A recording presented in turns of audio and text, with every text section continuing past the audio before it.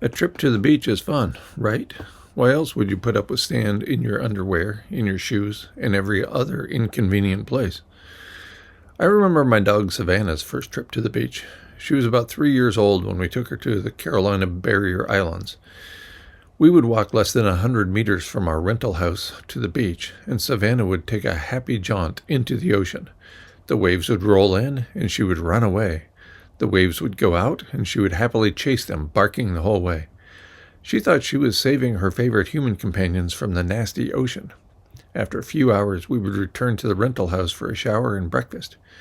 Savannah would sleep soundly until we repeated the activity in the late afternoon. At that point, it was time to save us, again, from those terrible incoming waves. A professor at Australia's University of the Sunshine Coast penned a story for The Conversation. Published March 18, 2025, the article is titled, "Dozens of Surfers Fell Ill After Swimming in Seas That Turned into a, quote, bacteria smoothie, end quote, of sea foam. What was in it?" Here's the lead, along with 2 additional sentences that complete the first paragraph of the story. Quote, 2 windswept beaches 80 kilometers south of Adelaide have been closed to the public after locals reported more than 100 surfers fell ill on the weekend.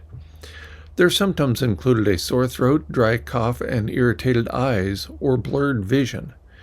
Dead sea dragons, fish, and octopuses have also washed up on the beaches. End quote.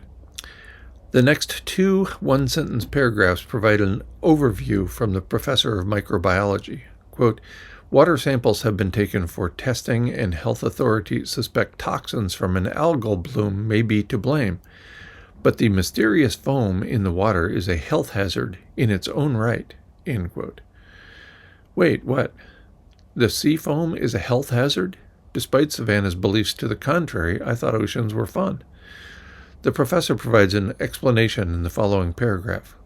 Quote, my research shows people should not go in the sea when it is foaming. These bacterial smoothies can contain more harmful pathogens than a sewage treatment plant, and you wouldn't go swimming in sewage. End quote. The reference to this professor's research includes a link to a peer-reviewed paper. The peer-reviewed paper indicates a single solution, quote, the control of pollutants, end quote. I will not be holding my breath. The article in The Conversation continues with a subsection titled, quote, beware of sea foam, end quote. It includes this information, quote, sea foam doesn't look dangerous, but looks can be deceiving. This foam is likely to contain a mixture of many different types of microbes and pollutants. On beaches with lots of sea foam, people should avoid all contact with the water and definitely avoid surfing or breathing in the contaminated water droplets in the air. I have been studying sea foam since 2003. In 2021, my PhD student Luke Wright and I published research on our discovery of infectious disease-causing microbes in the sea foams of the Sunshine Coast in Queensland. Named Nocardia, these microbes are filamentous bacteria that can cause foaming in wastewater treatment plants, particularly when there's a high load of fats, oils, and greases. We now know the bacteria can cause foaming in the sea, too. We detected 32 strains of Nocardia in samples of sea foam from beaches at Noosa and south to Caloundra. Some of these species were new to science, so we named them Nocardia australiensis and Nocardia spumea. Parenthetically, spumea meaning froth or foam. Nocardia bacteria are known to cause skin, lung, and central nervous system infections in both humans and animals, but the infection usually only takes hold in people with weakened immune systems.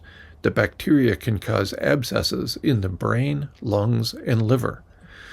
The incubation time can range between 1 and 6 months, depending on the strain of bacteria and the health status of the person involved. This means it will take some time for people to get infected and show symptoms. Long-term medical monitoring is required to detect the condition, as it can be masked by other disease-causing microbes such as the infectious agent that causes tuberculosis, end quote. Maybe Savannah was right after all. The ocean is dangerous. The bacteria in sea foam causes infections and abscesses.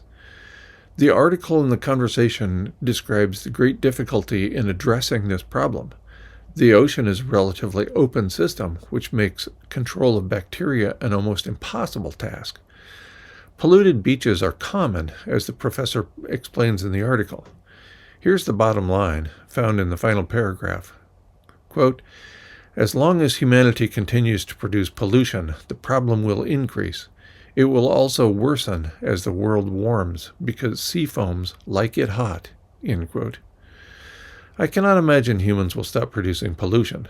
In addition, the world is certain to continue warming, as pointed out by the Designed to Fail Intergovernmental Panel on Climate Change in its September 24, 2019 IPCC Special Report on the Ocean and Cryosphere in a Changing Climate.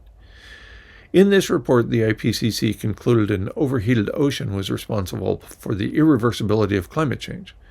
That was nearly 6 years ago. No evidence indicates the situation will improve anytime soon. In fact, the IPCC concluded Earth is amid the most abrupt event in planetary history, less than a year before its IPCC Special Report on the Ocean and Cryosphere and Changing Climate was printed. As Southwestern American writer, public speaker, and public figure Edward Abbey pointed out, quote, when the situation is hopeless, there's nothing to worry about, end quote. I cannot imagine a situation more hopeless than living on a planet that is amid abrupt, irreversible climate change. There is no way out of this mess. As the ongoing mass extinction event continues, more species will lose habitat. At some point, probably in the near future, the list of species will include the self-proclaimed wise ape, Homo sapiens.